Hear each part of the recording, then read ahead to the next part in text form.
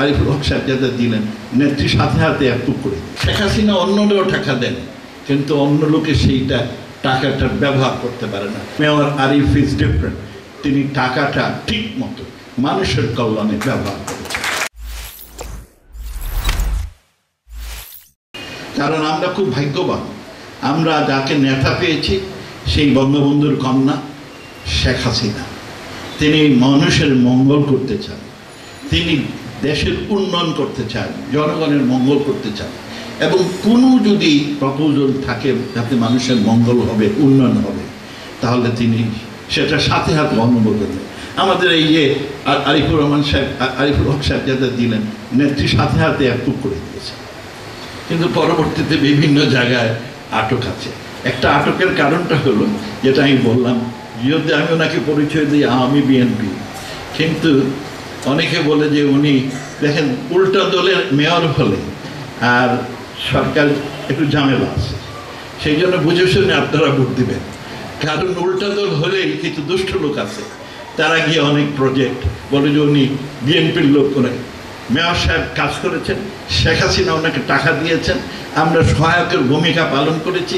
শেখ হাসিনার সরকার যদি টাকা না দিত তাহলে উনি এই অর্জনগুলো সম্ভব ছিল না। আর শেখ হাসিনা অন্যরাও টাকা দেন, কিন্তু অন্য লোকে সেইটা টাকাটার ব্যবহার করতে পারে না। এইখানেই সে আপনার মেয়র আরিফ ইজ ডিফারেন্ট, তিনি টাকাটা ঠিক মতো মানুষের কল্যাণে ব্যবহার করেছেন। এই জন্য আপনাকে অসংখ্য ধন্যবাদ দিই। He is a proactive person, is a hard working dynamic person. আমি তার মঙ্গল কামনা করি, আর দোয়া করেন আমরা যেন সিলেটে এই সম্প্রীতির যে রাজনীতি সেইটা রাখতে পারি। বঙ্গবন্ধু সারা জীবন তার চারিত্রিক বৈশিষ্ট্য ছিল সম্প্রীতির রাজনীতি, আমরা যেন তার আপনার আদর্শ গ্রহণ করতে পারি।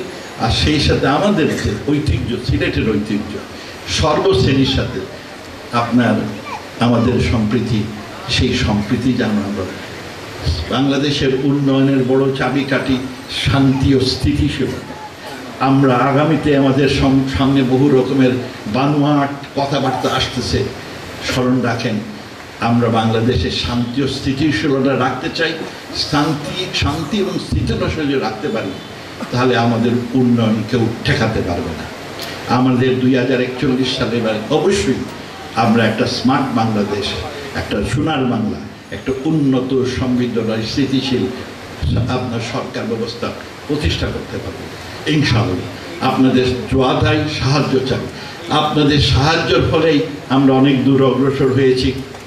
আর আপনারা যদি আমাদের আর শেখ হাসিনার সরকারকে সাহায্য করেন, ইনশাআল্লাহ আমাদের সেই স্মৃত লক্ষ্য সোনার বাংলা, যেখানে একটি সুন্দর উন্নত সমৃদ্ধশালী বাংলাদেশ হবে, যেখানে আপনার সাম্প্রদায়িক সম্প্রীতি থাকবে, উন্নয়ন হবে, এবং অন্ন বস্ত্র বাসস্থান শিক্ষা সেবা স্বাস্থ্যসেবা সবার ঘরে ঘরে পৌঁছে যাবে। আমরা সেই দিনের প্রতীক্ষা আছি।